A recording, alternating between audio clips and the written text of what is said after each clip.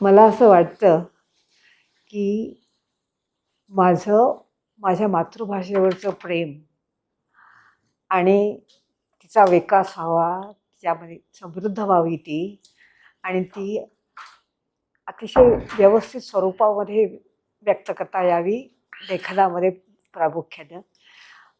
ही माझी मनापासूनची इच्छा आहे आणि त्या दृष्टीनं मी लोकांशी बोलताना त्यांच्या शंका दूर करताना सांगत असते.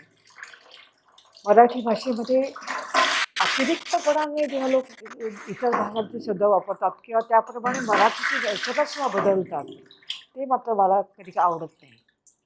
म्हणजे हिंदीचा प्रभाव इतका पडलेला आहे की माझी मदत कर. अरे माझी मदत काय, मराठीमध्ये माझी मदत कर नाही आहे. म्हणजे मदतचं माझी हे विशेषण होतं बघा. मला मदत कर, मला मदत कर. मदत हे जरा तिथलं कर्ता झाला आणि कर्म झालं आणि मला हा कर्ता आहे.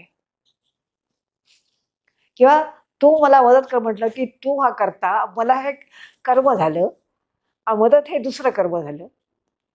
पण माझी मदत कर हे आधी सतत सतत ऐकू येते.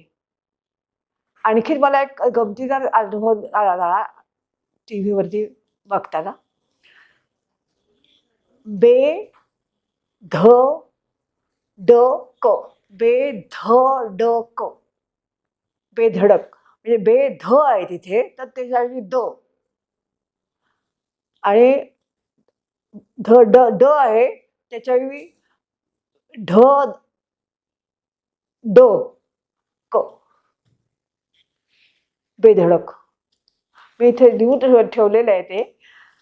आणि सुगंध शब्द सुग सुग गवते तिथं आणि धच्या ऐवजी द ला ध जोडलेला.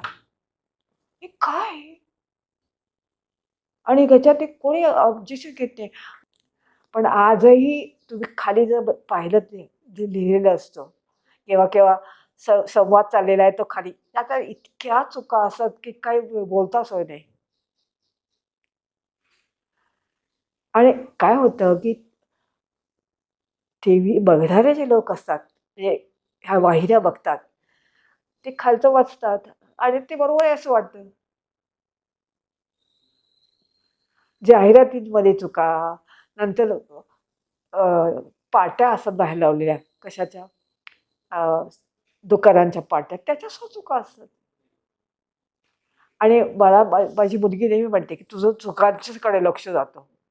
म्हटलं नाही, माझं मजकुराकडे लक्ष जातं पण चुकांकडेही जातं.